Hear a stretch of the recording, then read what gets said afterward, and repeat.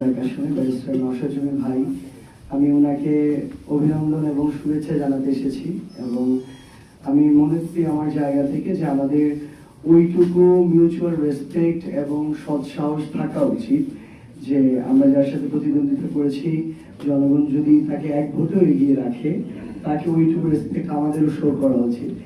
সেই জায়গা থেকে আমি নিজে এসেছি ওনাকে এই অভিনন্দনটুকু জানাতে এবং ওনার এই একটা খুশির মুহূর্তে ওনার পাশে থাকতে এবং পাশাপাশি এই বার্তাটি দিতে যে ইনশাআল্লাহ আগামী 5 বছরে এই পঞ্চগড় 1 আসনে জাতীয় নাগরিক পার্টি এনসিপি এবং আমরা যদি একটা জোট হিসেবে 11 দল পারফর্ম করি তাহলে আমরা একসাথে তাকে আমরা সকল ভালো কাজে আমাদের জায়গা থেকে সহযোগিতা করবো ইনশাআল্লাহ।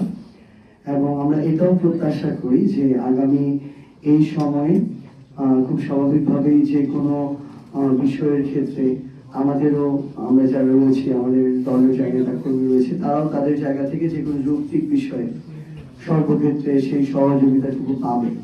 তো ইনশাআল্লাহ আমরা একসাথে মিলে আসলে দিন শেষে আমাদের পঞ্চগড়টাকে করতে হবে। আমাদের এই পঞ্চগড় অনেক বেশি পিছিয়ে থাকা একটা জেলা। তো আমরা যদি এই পলিটিক্যাল যে আমাদের সম্পর্কের জায়গাটা এটা যদি আরো সুন্দর করতে পারি আমাদের পঞ্চগড়কে এগিয়ে নেওয়ার জন্য এটা অনেক বেশি হেল্প করবে।